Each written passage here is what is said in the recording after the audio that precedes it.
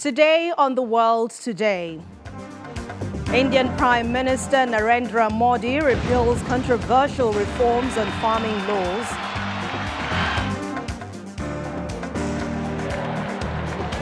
US President Joe Biden seeks common ground with Mexico and Canada at first North American summits in 5 years. US Secretary of State Antony Blinken addresses members of the Economic Community of West African States in Abuja, Nigeria. Hello and welcome to the program. I'm Anne Nwawadu. Thanks a lot for joining us. We begin in India, where Prime Minister Narendra Modi has announced the repeal of 3 controversial farm laws after a year of protest. Thousands of farmers had camped at Delhi's border since last November, and dozens died from heat, cold, and COVID. Farmers say the laws will allow the entry of private players in farming, and that will hurt their income. Indian Prime Minister Narendra Modi on Friday, in a surprise concession, announced he would repeal controversial farm laws that farmers have protested for more than a year. It is seen as a significant climb down from the combative leader who said the farm laws that sparked a year of protest will be scrapped. Today, I have come to tell you, the whole country, that we have decided to withdraw and repeal all 3 agricultural laws. In the Parliament session starting later this month, we will complete the constitutional process to repeal these 3 agricultural laws. Friday was a significant about-face for Modi, though the news comes just ahead of elections early next year in several states, including Uttar Pradesh, the country's most populous state. Indian farmers welcomed farm law repeal but vowed to continue protests until it's official. When it is completed in writing, only then will we go, even if it takes 1, 2, or 3 months. Farmers had feared the overhaul would cut the prices they get for their crops. They staged nationwide protests that sometimes broke into violence and drew in activists and celebrities. Many of the largest around the capital, New Delhi, where they've been camped since last November. The legislation was introduced months earlier in September, and the government had said the reforms meant new opportunities and better prices for farmers. It lets them sell produce beyond government-backed wholesale markets. But small farmers said the changes would instead make them vulnerable to competition from big business.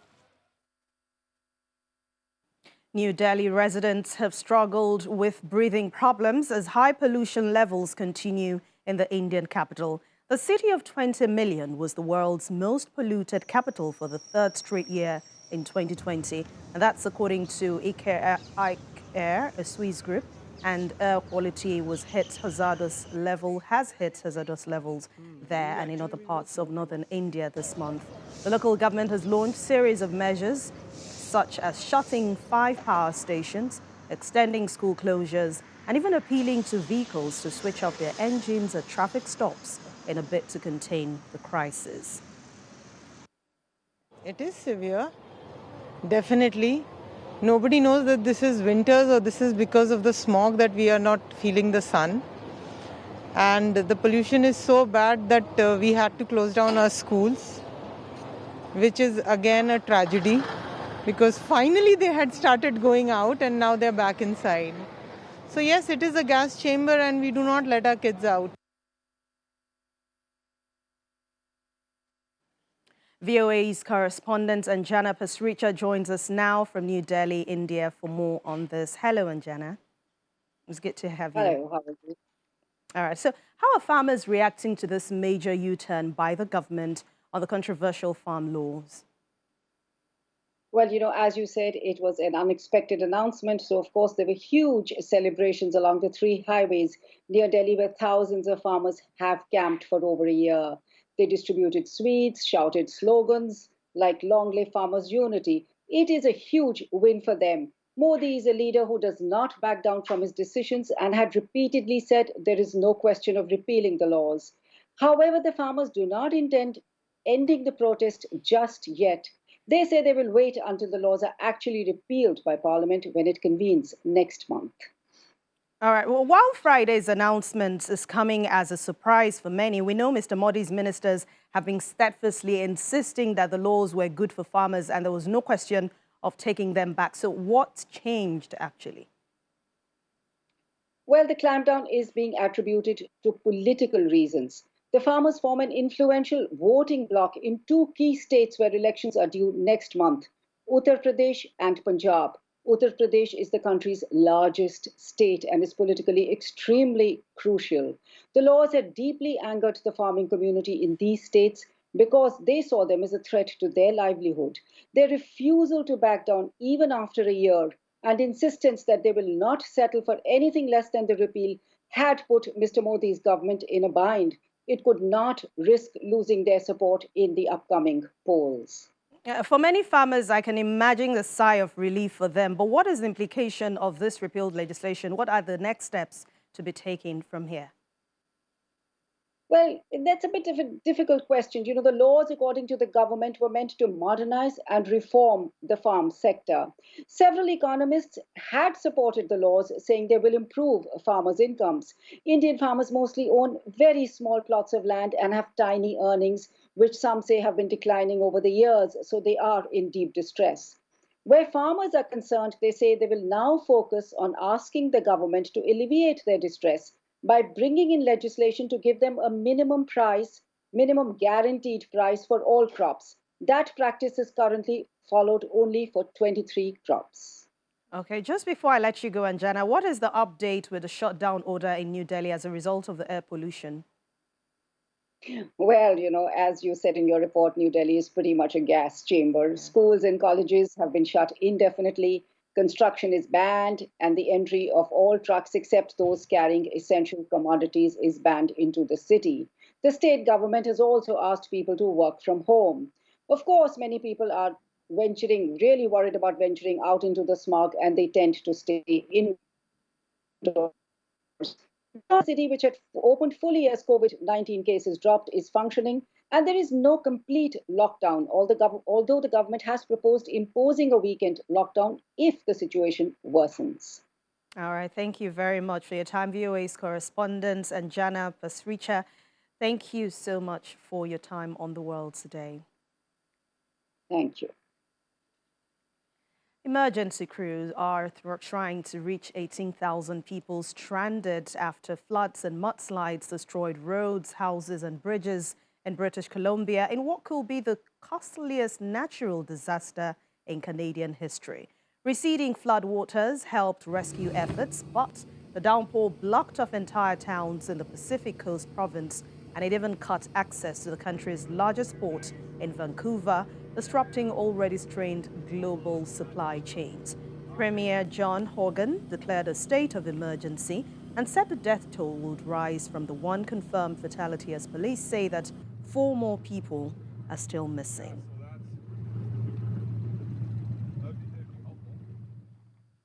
Deforestation in Brazil's Amazon rainforest has hit its highest level in over 15 years, and that's according to latest official data.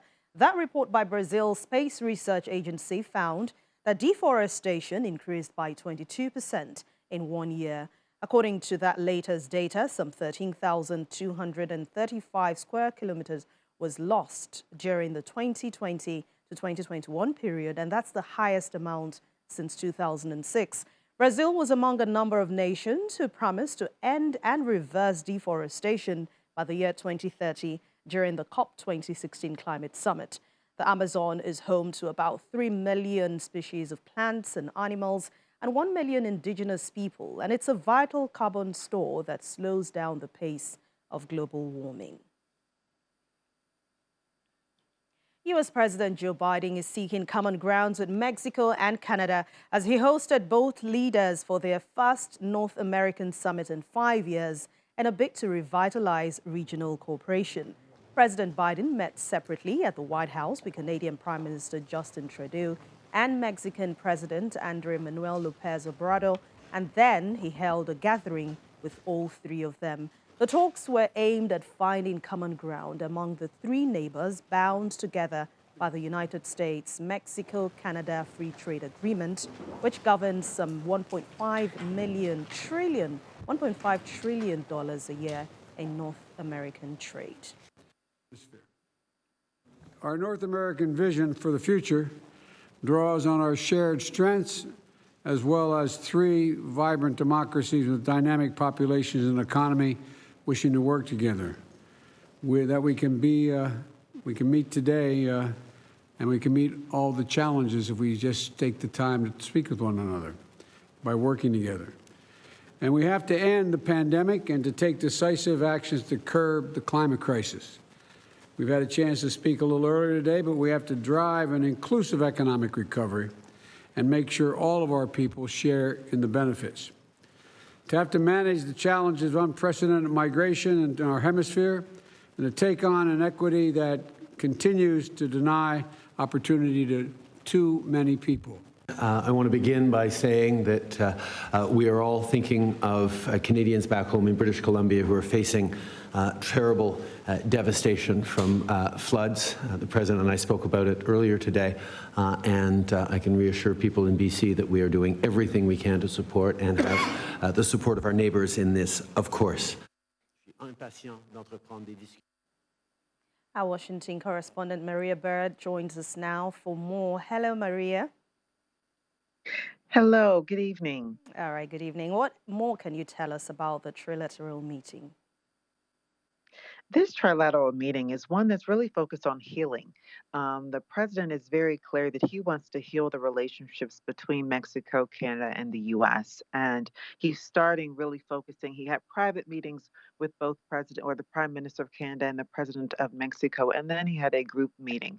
Obviously, he focused heavily on social equity and inclusion with Canada, and then with Mexico, he really focused on kind of strengthening kind of the immigration pieces that exist between the two countries. And so this is really a beginning step. It was really a symbol to the world and obviously to those in North America that all three countries are going to begin to really start working hand in hand and stepping through what has been a crisis and moving forward, being able to really work more collaboratively.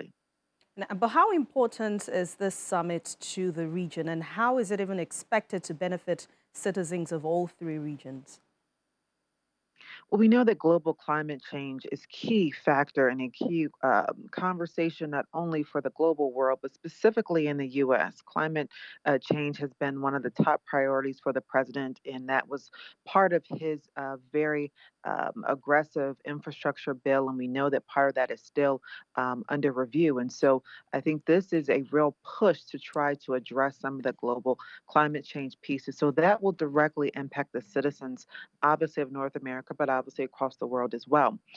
This is also going to potentially ease some of the trade relationships, broaden the business opportunities, and to expand and to strengthen the ability for immigration between the three countries. All right. Thank you very much, Maria Bird. Thanks a lot for your time on The World Today. Thank you for having me. And still ahead, how would you like to get pranked by Meghan, Duchess of Sussex? Well, that's what some vendors on the water brought slots at Burbank, California got. Stay with us for more details when we return. Welcome back. Hundreds of migrants have gathered in the southern Mexican state of Chiapas, where near the border with Guatemala, to advance as part of a new caravan. Leading that caravan as it moved from the Tapachula municipality, where part of the group had waited for months, and is human rights activist and longtime migrant advocate Luis Rey Garcia. Since late October, Mexican authorities have been issuing humanitarian visitor cards to underage migrants, pregnant women and their families. At least 1,574 of such cards have been issued to members of the last caravan that left the area on October the 23rd. The new caravan is coming as leaders of the United States, Mexico and Canada hold talks around issues that also include measures to contain migration. In the meantime, President Joe Biden will be transferring power to Vice President Kamala Harris while he's under anesthesia for a routine colonoscopy he will undergo as part of his annual physical. While White House Press Secretary Jen Psaki also in a statement said the Vice President will work from her office in the West Wing during this time. Presidential power has been transferred to the Vice President before, when President George W. Bush had it in 2002 and in 2007, and the transfer adheres to the process laid out in the Constitution. Mr. Biden, who turned 79 on Saturday, is the oldest person to take office as president in U.S. history. U.S. Secretary of State Antony Blinken has addressed members of the Economic Community of West Africa states in Abuja, the nations in Nigeria, and that's about fostering democracy around the continent. Mr. Blinken says that it is very important that leaders stop interfering with democratic processes, alluding to the threats of democracy in his own country. He also announced that boosting democracy is one of the major reasons for President Joe Biden's hosting of the Democratic Summit next month, and he hopes that Nigeria will be a part of it. The recession of democracy in many places in Africa cannot be denied. And it is not the will of the people. Survey after survey in countries across the continent show that the people of Africa, be they Ghanaian or Zambian or Ugandan or Tanzanian, support democracy. When given the choice between multi-party elections or strongman rule, one-party states or military control, they choose multi-party elections. That makes it all the more important that leaders show leadership and stop the democratic backsliding that is wiping away their citizens' aspirations. Now, I want to emphasize that democratic backsliding is not just an African problem. It's a global problem. My own country is struggling with threats to our democracy. And the solutions to those threats will come as much from Africa as from anywhere. We need countries from every part of the world to share best practices, to make public pledges, to hold each other accountable. And we need to show how democracies can deliver what citizens want quickly and effectively. When we fail to do that, people lose their trust in the democratic model. And that fuels the arguments that authoritarian governments make, that their system is better. Now, that's exactly the idea behind the Summit for Democracy that President Biden will host next month. And we very much look forward to Nigeria's participation. Together, we must vow to fight what former President Obama called the cancer of corruption, which drains billions of dollars from economies while undermining people's dignity and gutting their faith in the system. We have to protect free and flourishing civil societies, which gives citizens a peaceful means to express grievances and to push for change. And we have to relentlessly defend human rights.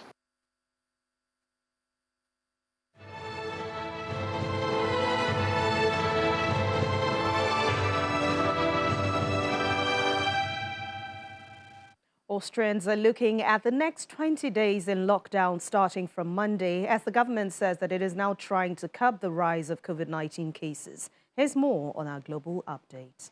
Austria imposed a lockdown on the unvaccinated.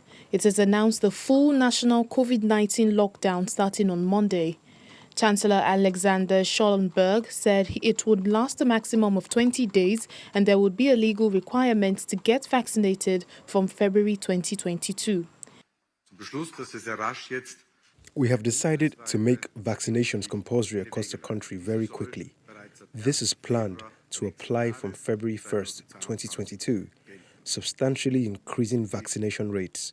And I think we all agree on this.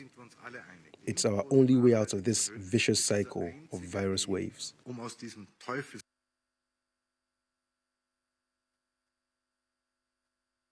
The longest partial lunar eclipse in a millennium has dazzled night skies in Washington on Friday in an event dubbed the Blood Moon due to its red haze. According to NASA, the partial eclipse, lasting for 3 hours, 28 minutes and 23 seconds, is the longest since February 18, 1440. During the eclipse, which could be seen from the United States, Japan and Chile, up to 99.1% of the moon's disk will be within Earth's darkest shadow.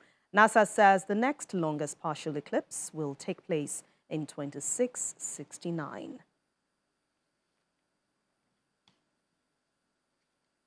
And finally on the program, let's show you a prank pulled by Meghan, Duchess of Sussex, who teamed up with U.S. talk show host Ellen DeGeneres to pull a prolonged prank on vendors in California.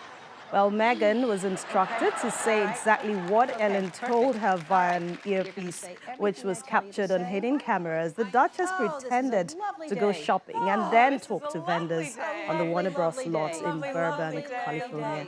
This is her first major television appearance since she and Harry gave an interview to Oprah Winfrey in March this year and talked about their unhappiness as part of the British royal family.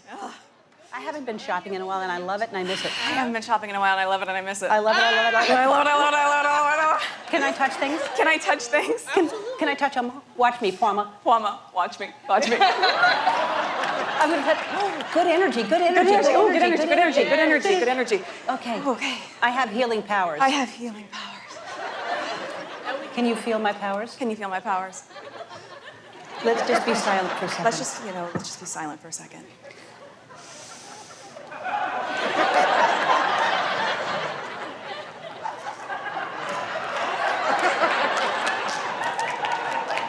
Pick up one of the crystals and hold it against your head.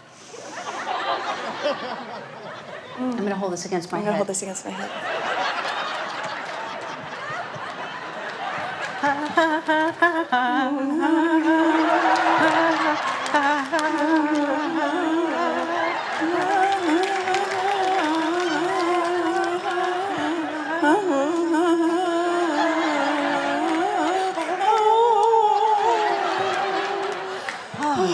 It's wonderful. It's wonderful. Okay, let's go to the next table. Okay, let's go to the next table. Here. What do we have here? What you got? What you got? What you got? What you got? What you got? Well, we do a variety of vinegar-based hot sauces. Let Mommy taste some. Let Mommy taste some. So, would you like to No. taste it? My boo loves hot sauce, so My boo loves hot sauce, so I wanna try some. I'm gonna try it. Starting with a mild one. Bounce up and down. You're very excited. I can't wait. I can't wait. Eat it like a little chipmunk.